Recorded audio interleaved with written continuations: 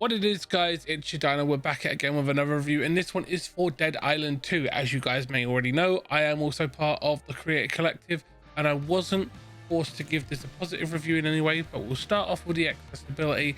And as always, I like to try and break this down as much as possible. I personally think that they've done a very good job with trying to keep the game as accessible as they can, but it isn't the best. They need to create more in the way of colorblind features, and they need more in the way of creating one-touch features for people who are disabled and can't press buttons as easily. They have got a great amount of UI accessibility features in there to make it really easy for people who are hard of sight, and they do have subtitles and you can change the size of those, and that's a good thing. It's kind of a no-brainer, but the fact that they've also added in Alexa features as well is kind of cool, because it could help people who are struggling as well. I don't use an Alexa, so I wasn't able to test those out, but some of the people I know that have tried them out have said they're quite useful. So that being said, we'll go straight into the next part, which is the creativity of the customization features here, and that is the way that I like to look at it. The customization features in this game are multiples. There are skill features that you can have. There is also the weapon customization that you can have.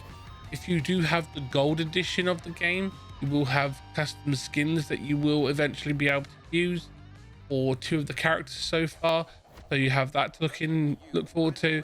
But they don't have any skins or like clothes or cosmetics that you can put on your character, so I think that's something that they missed out on.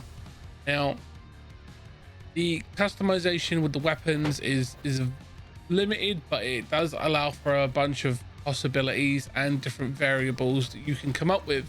So I think that that's a good thing as well in its favor.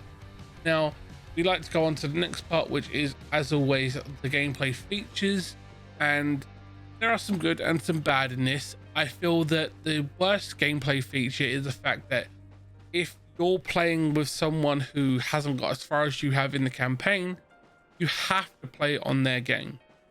You have to bring them up to where you are before they can join you in your world. However, the story, from what we've discovered, does carry over. So if you're playing in their world and helping them get up to where you are, you don't have to then leave and then go join your game. You can stay in their game and it will progress forward for both of you, which is a very good thing. My only problem is I feel like 3 characters in a match is a little bit of a letdown. When there's 6 characters that you can play from, I would have preferred it to have been a 4-player co-op, not a 3, but I know that they did do 3-player co-op in the last one, and I feel like there probably is a development reason about that one. I just feel that as a player, the ability to have 4 in a squad is the sweet spot. Not that it's a bad thing that they haven't had it, it's just personal preference. I would have preferred the 4-player co-op instead of a 3-player co-op, because then I could have another player of my friends or a member of my community come in and play with me when I was playing this live on stream. There is a full playthrough on the channel. I will link that in the end card, and I'll put it somewhere up in the top right hand corner for you guys to check out.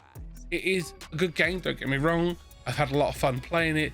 There is still plenty for me to do, and there's going to be some DLCs because they've taken that to the season pass.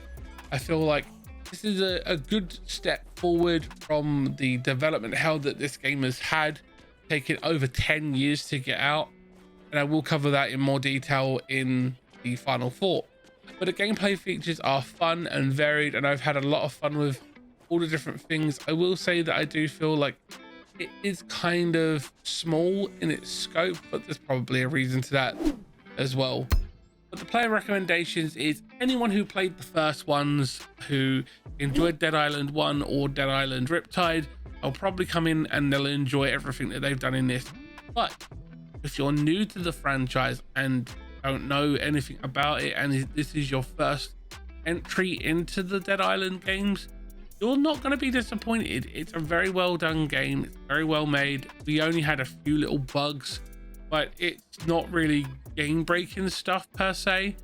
It's just requires a quick restart of the game. If it breaks in you're playing co-op, the host has to restart their game, because we had that where it locked me in place. But that's just one bug. It's the only bug we've had, and it's the only bug that's truly broken the game. We've had some funny ones like glitches and stuff like that, but it's good-hearted funny glitches that you find quite comical. Now, the player recommendations I feel that is great for both casuals and hardcore players, any fans of any zombie games, or anyone who has played games like Dying Light or Dying Light 2 or Dead Island 1 or Dead Island Riptide. I feel like these would be perfect. This would be a perfect next step for you in that needed fix for a zombie RPG game. I know I said zombie there, but I'm not going to remove it because I feel like it's funny. So all in all, it is fun for all players, and I feel like it has a lot to offer. It is dumb, mindless fun when it comes to running around smashing up zombies and going through and just murder mayhem and doing all the cool stuff. It's just a lot of good harmless zombie killing fun, and the story's really well done.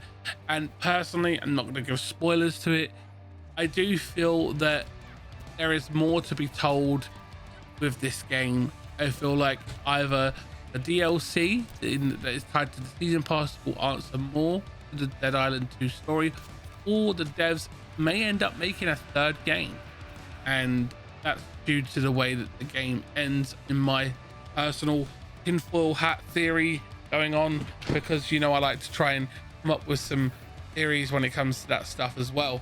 We spoke about it on stream, and we've theorized as well as a community on where we think that they could go with it.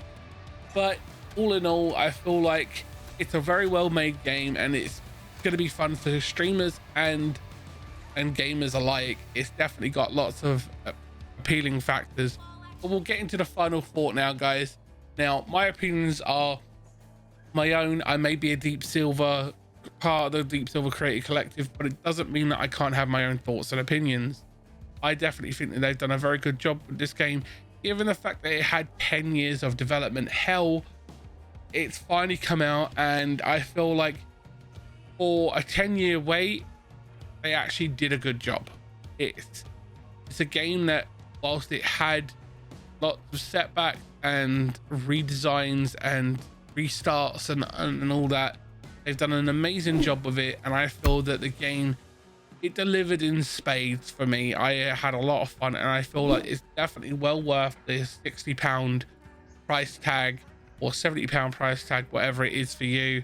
I don't know what version you're buying, but there are a couple of different versions you can get, and I feel that the gold edition is the best value for your money, because it is the one that gets you all the stuff, gets you the season pass and the game.